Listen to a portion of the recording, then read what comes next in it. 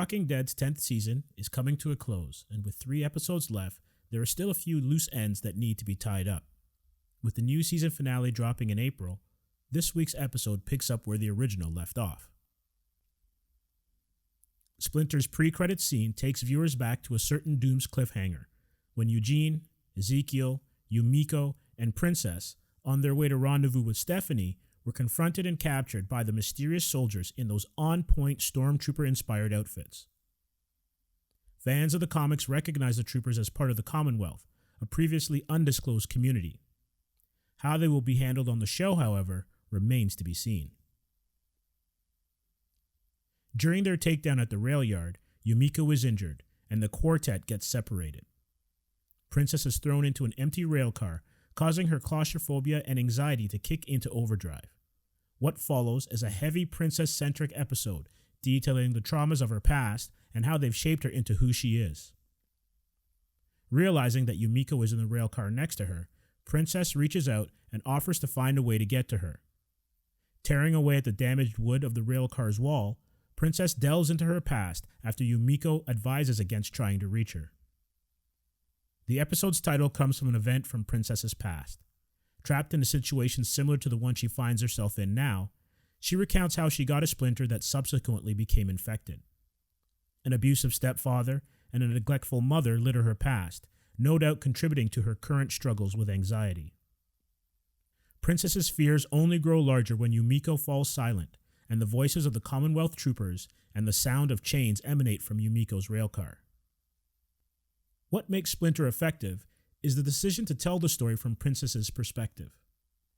Isolating her in the dark and having the other characters off screen mimics her sense of claustrophobia and elevates the viewer's anxiety when unseen things happen. Paola Lazaro is excellent, riding a wave of emotions from concern to fear, elation, sadness, and anger. It's even more impressive when you take into account that the majority of her scenes are close-ups, and for the most part has to rely on her eyes and voice for her performance. Princess's reliance on being a loner comes into conflict with the rest of her crew. After finding a way out of her railcar, she runs into Eugene, who admonishes her for trying to escape. Princess's concerns are with helping Yumiko, but Eugene reasons that his communications with Stephanie suggest that things are more positive than they seem. What Eugene is afraid of is that any trust that he may have been able to build up during his chats with Stephanie may be dashed by Princess's attempt to liberate them. Trust, or lack of it, looms large in Splinter. When Ezekiel shows up in Princess's railcar looking for a way for them all to escape, resistance comes from a surprising source. A rough interrogation, and Eugene's counsel shifts Princess's perspective, and when Ezekiel overpowers a Commonwealth guard, things become even clearer. The physical and emotional abuse that Princess has had to endure has parallels with the trauma Ezekiel has endured with the fall of his kingdom. Even though seeing isn't believing, both have had supposedly safe spaces crumble around them, and the scars, while healed over, still remain. The twist that makes Splinter special reveals the incredible trauma Princess has been forced to endure.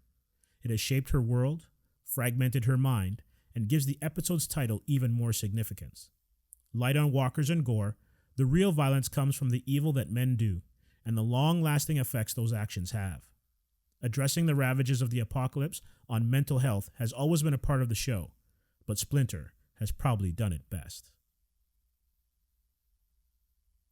The Walking Dead, Season 10, Episode 20, Splinter. 4.5 stars.